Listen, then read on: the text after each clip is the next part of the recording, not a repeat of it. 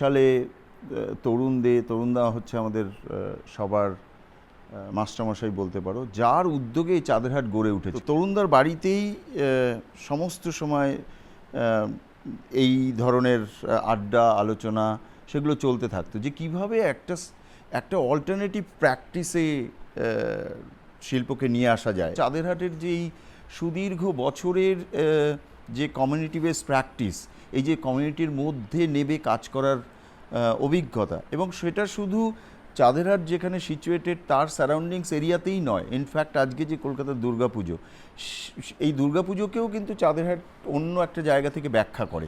সেই ব্যাখ্যাটা হচ্ছে যে এটাও ওয়ান শর্ট অফ তোমার একটা কমিউনিটি বেস প্র্যাকটিস। তো এই যে সরাসরি শিল্পকে এইভাবে দেখা, মানুষের সঙ্গে জুড়ে দেখা, তার একটা সরাসরি এফেক্ট কিন্তু এই বিয়েনালেতে দেখা যাবে।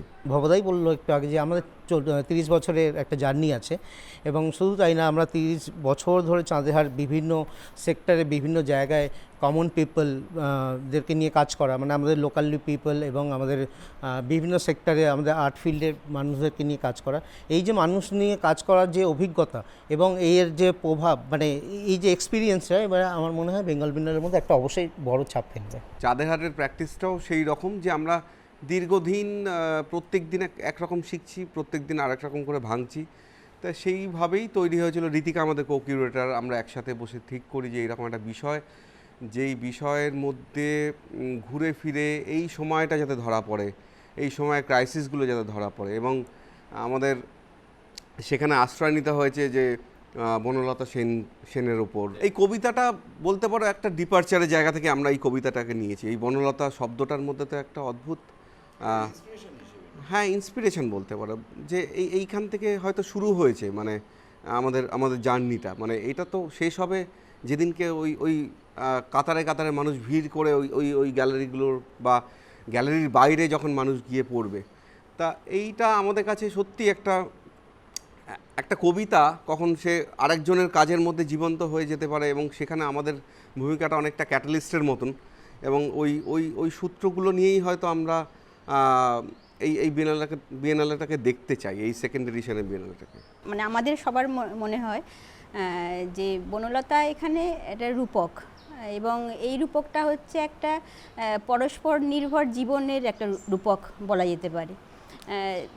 যেমন যদি আমরা এখন পুরো ওয়াইড অ্যাঙ্গেল থেকে দেখি যে ক্লাইমেট ক্রাইসিসের যে সময়, সেই সময় বনলতা কিন্তু আমাদের মনে করিয়ে দেয় যে আমরা কিন্তু কেউ একা নই, আমরা কেউ বিচ্ছিন্ন নই। তো যেখানে নদী, বন, মাটি, বীজ, গাছপালা, বিভিন্ন প্রাণ, মানুষের জীবন যেখানে পরস্পরের সাথে গভীরভাবে যেটা জড়িয়ে আছে। আর আমরা এখন দেখতে পাচ্ছি যে এই যে সম্পর্কগুলোর কথা বলছি আমরা, এই সম্পর্কগুলো এখন ভঙ্গুর হয়ে যাচ্ছে, ভেঙে যাচ্ছে। তো বনলতা মানে আমাদের মনে করাতে চায় যে এই সম্পর্কগুলোকে কিভাবে যত্ন করতে হবে, এই সম্পর্কগুলোকে নিয়ে কিভাবে প্রতিরোধ গড়ে তুলতে হবে, বা এই সম্পর্কগুলোকে নিয়েই কিভাবে টিকে থাকতে হবে একসাথে। বনলতা সেই কথাই বলে। আর এইবারের সেকেন্ড এডিশন বিয়েনালের যে বনলতা, এই যে আমাদের একসঙ্গে যে বেঁচে থাকার যে লড়াই, একসঙ্গে প্রতিরোধ করার যে লড়াই, তো সেইটাকেই অনেক বেশি এই বিয়েনালের মধ্যে দিয়ে প্রস্ফুটিত হবে আমার মনে হয়। পারা না পারা সবগুলো জুড়েই হয়তো বেঙ্গল বিয়েনালে থাকবে, কারণ আমাদের সীমিত ক্ষমতায় আমরা এত বড় একটা কিছু করতে যাচ্ছি, পুরো একটা পরিবারের মতন করে। মানে এখানে যারা অর্গানাইজার, যারা কিউরেটার কিংবা আর্টিস্ট, প্রত্যেকেই যেন পরিবারের মতন করে এখানে কাজ করছে, এবং তার ফলে আমার মনে হয় নতুন দর্শকও তৈরি হবে। কারণ মাঠে ঘাটে যখন বিভিন্ন জায়গাতে নতুন স্পেসকে আমরা যখন এক্সপ্লোর করছি, নতুন দর্শকও তৈরি হবেন।